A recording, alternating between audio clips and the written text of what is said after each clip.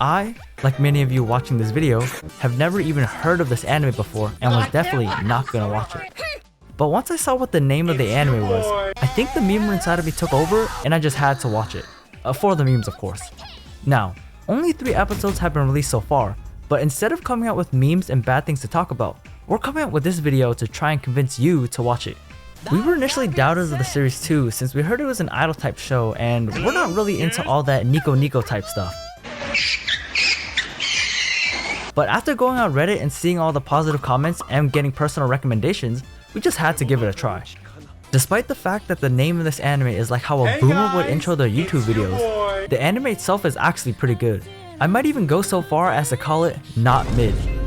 If you were like us and you haven't heard of this anime, let alone know what it's about Zhuge Liang, aka Kongming, a Chinese military strategist from the Three Kingdoms era who at the end of his life gets isekai to modern Japan.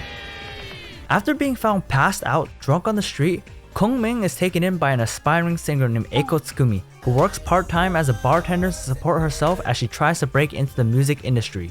Kongming is captivated by Eiko's singing and takes an interest in contemporary music as a result. As happy and lighthearted the mood has been so far, it takes a sudden darker turn when we go through Eiko's backstory, which we'll talk more about later. After hearing Eiko's story and how she's thinking about giving up, Kongming reassures her by saying that he himself wants others to experience what he does when she sings. So to do just that, he becomes her loyal tactician. We're not even halfway through the season yet, and already there's a lot of competition for Best Girl. If your boy Kongming has anything to say about it, Eiko is going to be a top contender among titans like Yor and Kaguya. Now, you may be thinking, how is she even a contender when we have other blonde waifus from last season? And it's for the exact same reasons why people like Komi. They're both shy and have little confidence in their own abilities, they both have the best facial expressions, and they both have someone who genuinely wants to help them achieve their goals. You can draw a lot of similarities between Tadano and Kongming, but the major difference between the two is one possesses excellent observational skills which allow him to understand the people around him, and the other is Chinese. Kongming, being the strategic genius that he is able to utilize his military stratagems and tactics to give Eiko the much needed edge over her competition, which finally allows her to take the first few steps on her road to making a name for herself. While on the other hand, Tadano can only really help Komi by encouraging her and giving her the support that she needs.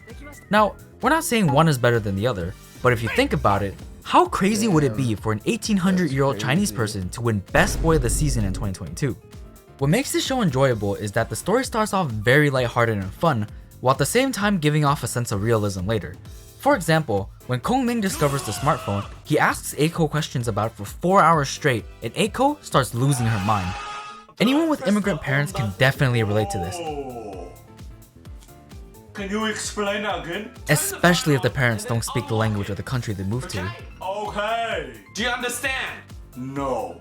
It's this sense of relatability that drives us to keep watching the anime. And although there's only 3 episodes out right now, I can definitely see this anime being some people's personal favorites because at the end of the day, it's about a girl with a dream and a guy that wants to make her dream into a reality. And also, they address the trope where the guy gets isekai'd but can immediately speak the language of the country. They don't give a proper explanation as to why that is, but at least there's some sort of awareness towards the issue, and that's more than what a lot of other anime do. Although I praise this anime a lot, there were a few unrealistic things that did raise some questions for me. And yes, I know it's an anime, so it doesn't have to be hyper realistic, and they can use whatever plot conveniences they want, but I still want to address them. In episode 2, Eiko goes to a concert performed by a singer called Mia with Kongming. After it's over, Kongming brings Eiko to Mia's dressing room. Is there no security for smaller celebrities? Not only did they get to Mia's room, but her manager answers the door and lets Eiko and Kongming meet Mia just because they're fans. Somebody needs to fire this dude ASAP because he's the worst manager of all time for letting random fans meet the talent like this. And the most unrealistic part is that Mia greets them and invites Eiko to sing at the same venue she's also performing at. These are random strangers, by the way. Who in their right mind would invite random people to perform at the same venue as them? I think there's only one logical explanation for all of this. It's Japan. I'll never forgive the Japanese. The moment I realized this anime was an actual anime and not some money grab was during the end of the first episode when Eiko was talking about her past and how she almost committed suicide had she not been saved by the owner of the club she currently works at. Her dark past gives light to her present, history to her legacy, and adds story to her life as she just wants people to listen to her sing. Kongming recognized this, and I believe that's why he was so encapsulated by her singing. But not only Kongming, but also the club owner that saved her life. He not only saved her life, but also gave her a sense of purpose, an outlet where she could start from, and gave her a chance to be able to shine if she really worked for it. The club owner also hooked up Kongming with a job as a bartender at the club too. If you want to talk about underrated characters this season, the club owner deserves some recognition. I came into this anime hoping to see some memes, but I left with a solid show and a banger opening. That's gonna be it from us today, so until next time, peace.